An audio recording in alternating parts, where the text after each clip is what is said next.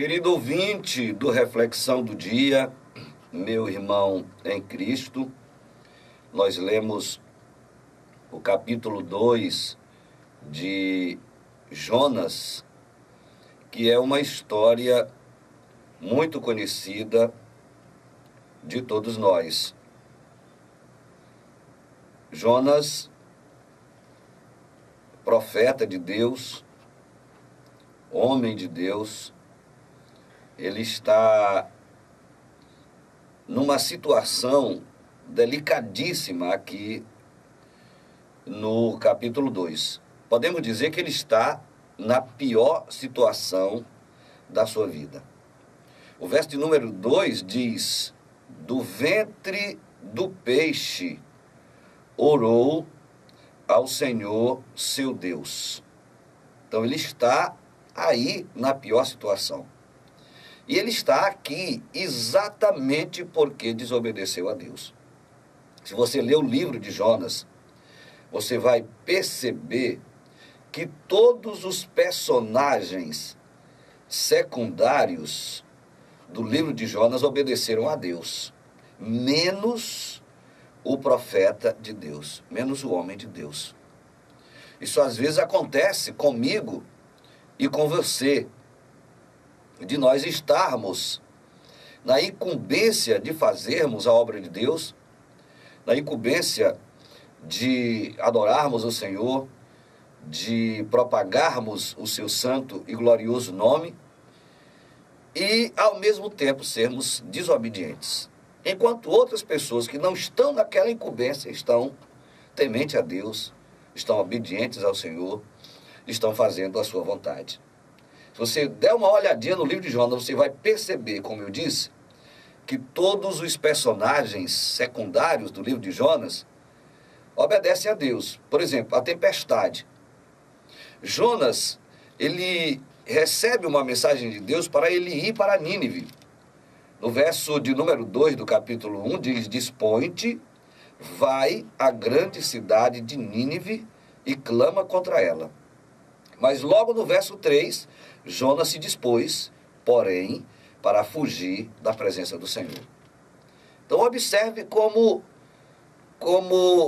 Jonas foge totalmente do plano divino para a sua vida. Ao invés de ir para Nínive, ele vai para Tarsis, uma cidade oposta a Nínive, mais de 400 quilômetros distante de Nínive. Ele peca achando que está fugindo da presença do Senhor, quando ninguém pode fugir da presença do Senhor. Ele esquece o Salmo 139, que diz: para onde fugirei da tua presença? Não há como fugir da presença do Senhor. Você pode tentar se esconder, mas não conseguirá jamais se esconder da presença do Senhor. Se Deus está te chamando para realizar a sua obra, então não tem como você se esconder.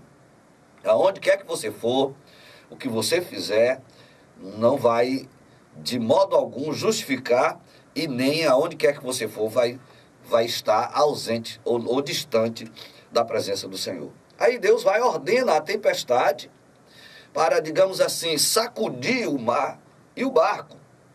E a tempestade obedece. Depois os homens, já cansados de remar, de sofrer, tentando descobrir o que está acontecendo com eles, os marinheiros, eles lançam sorte. E não é que a sorte cai sobre Jonas. Podemos dizer que até a sorte obedeceu ao Senhor. Os marinheiros estão tementes a Deus. Eles temem a Deus, chamam Jonas e perguntam para eles quem é ele, de onde você é, qual é a tua ocupação, o que é que tu fazes, qual é o teu Deus. Quando ele diz que o Deus dele é o Criador dos céus e da terra, o Deus de Israel, eles temem a Deus.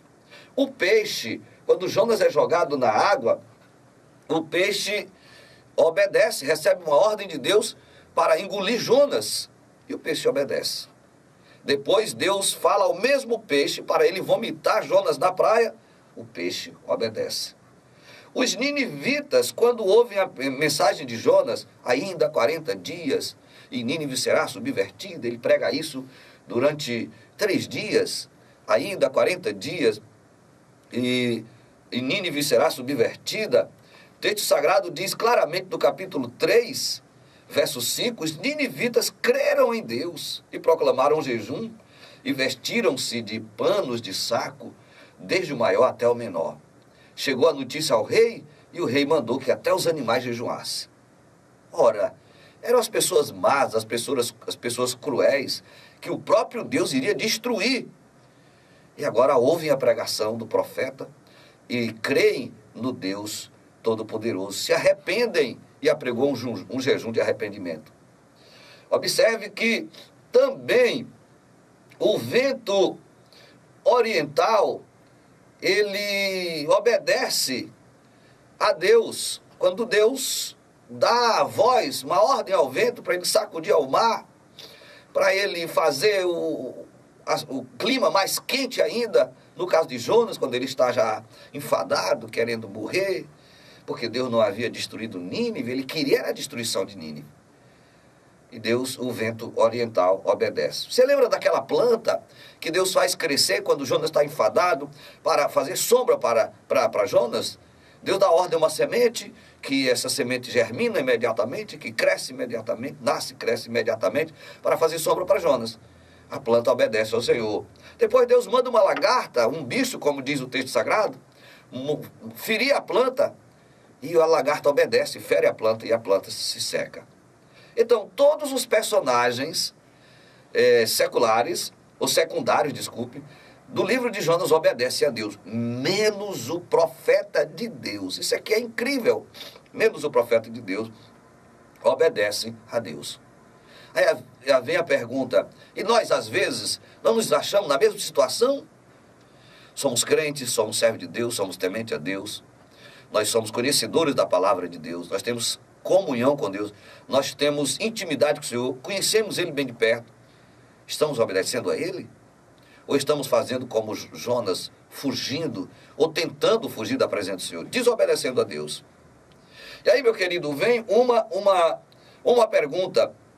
Jonas está agora no ventre do peixe, na pior situação da sua vida. O texto sagrado diz: então Jonas, do ventre do peixe, orou ao Senhor, seu Deus, e disse: na minha angústia clamei ao Senhor, e ele me respondeu. Do ventre do abismo gritei, e tu me ouviste a voz. Quer dizer, do fundo do mundo dos mortos. A linguagem de hoje que nós lemos diz assim: ó Senhor Deus, na minha aflição clamei por socorro, e tu me respondeste. Do fundo do mundo dos mortos gritei por socorro.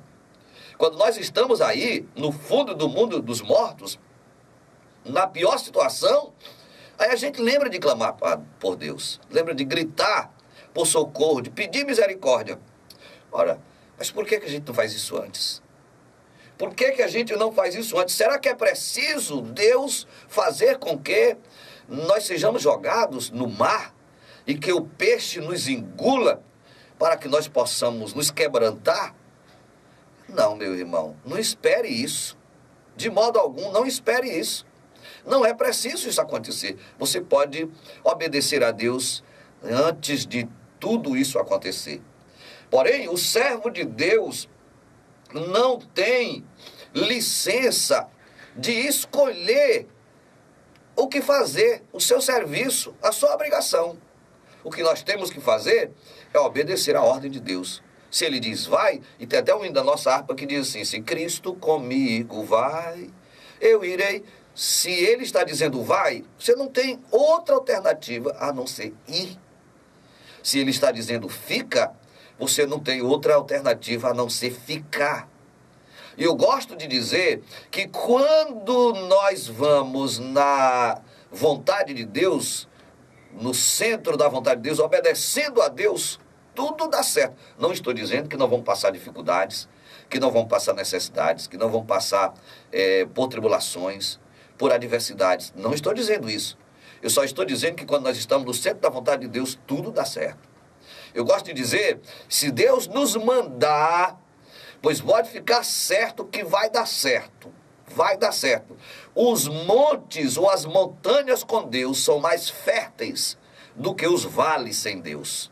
É por isso que Caleb escolhe as montanhas. É por isso que Josué escolhe as montanhas. É por isso que Abraão diz assim para Ló, seu sobrinho: escolhe para onde tu queres ir. Se escolheres à direita, eu vou à esquerda. Se escolheres à esquerda, eu vou à direita. Se tu quiseres ir para os vales, eu vou para as montanhas. Pois ele sabia que as montanhas com Deus são mais férteis do que os vales sem Deus. Nós é que temos uma tendência de andarmos por vista. E aí nós nos enganamos a nós mesmos e nos perdemos.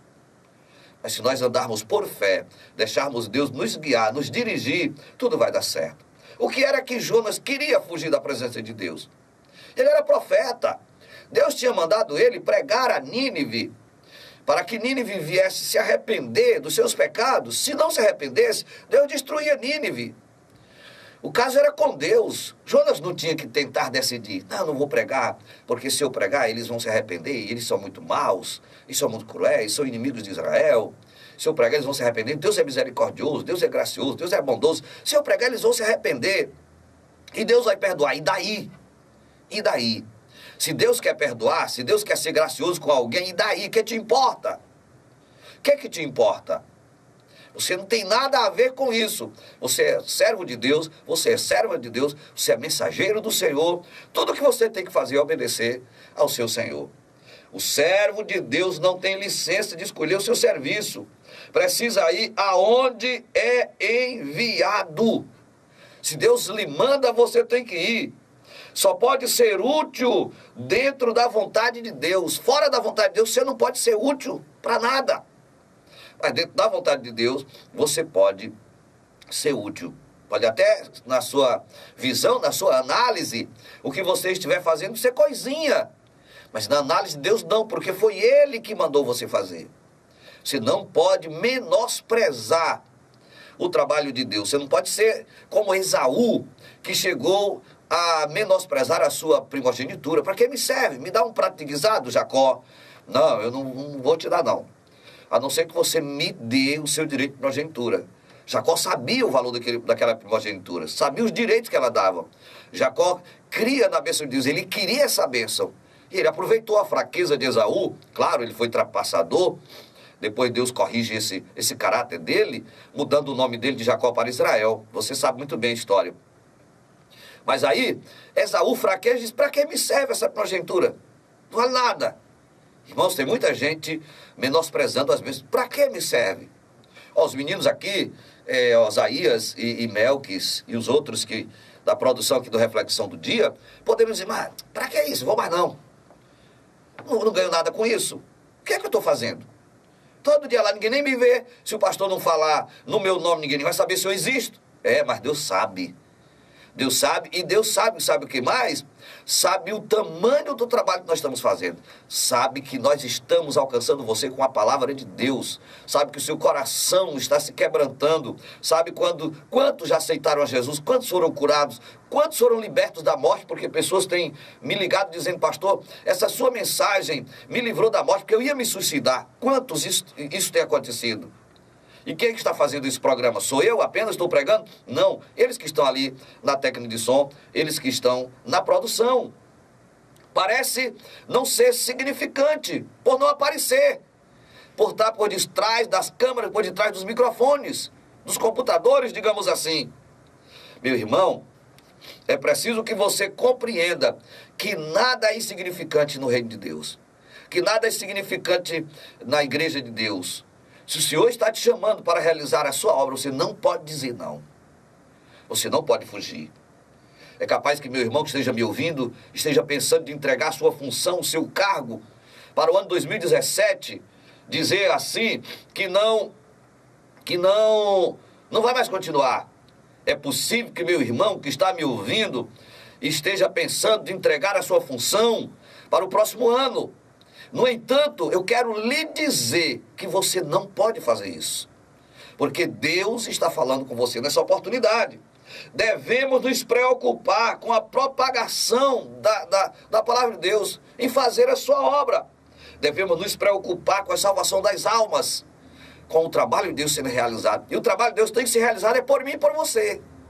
Não pode ser realizado pelos anjos, porque Deus não permitiu a eles fazer isso. Se bem que eles gostariam de pregar o evangelho do Senhor Jesus Cristo. No entanto, não cabe a eles isso. Foi a mim e a você que Deus deu essa incumbência. Portanto, você não pode fugir. Aí eu vou terminar dizendo o seguinte: você quer estar na pior da situação das suas vidas, da sua vida, para que você possa cair em si e reconhecer que você tem que atender à vontade do Senhor? Você quer cair, ser jogado no mar? Você quer ser engolido pelo peixe? Para que depois de toda essa situação, no fundo do mundo dos mortos, é que você venha obedecer? Quer ser jogado no leito? Você quer ser jogado, digamos assim, no mais profundo do abismo, na miséria, para depois de lá gritar por socorro e pedir misericórdia? Não precisa isso não, meu irmão. Se você ler o capítulo 2, você vai ver a angústia de Jonas.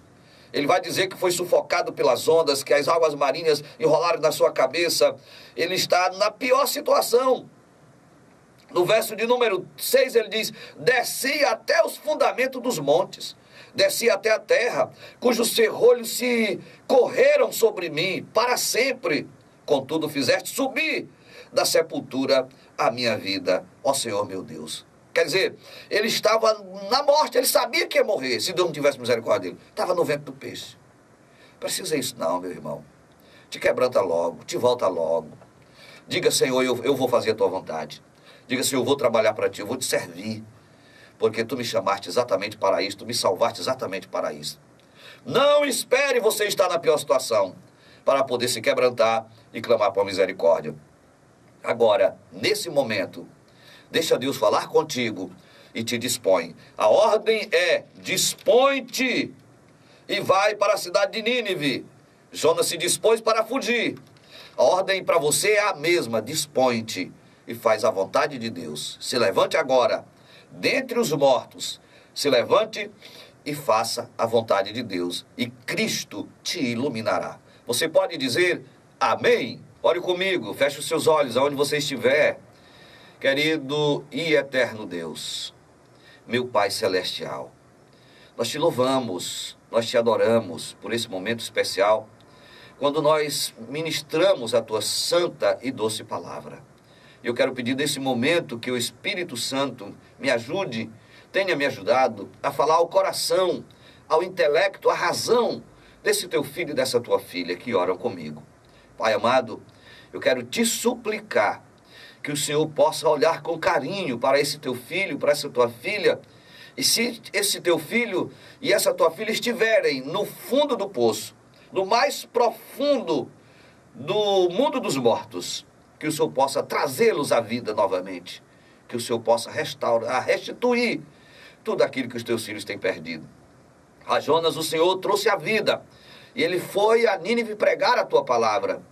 O Senhor deu uma segunda chance, e está dando também uma segunda chance para mim e para o meu ouvinte nesse momento. Portanto, que o Senhor possa abençoar o meu ouvinte. Se alguém está enfermo, que seja curado agora.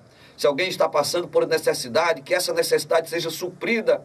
Se alguém tiver um problema que não pode ser resolvido pelo homem, que o Senhor possa resolver, porque o Senhor pode, o Senhor Todo-Poderoso. Portanto, atende a nossa oração e abençoe este lar, esta família, este esposo, esta esposa, estes pais e estes filhos. Que a tua graça seja, Senhor, com o meu ouvinte. No nome de Jesus, nós te pedimos, te adoramos e te exaltamos, agora e sempre. Amém.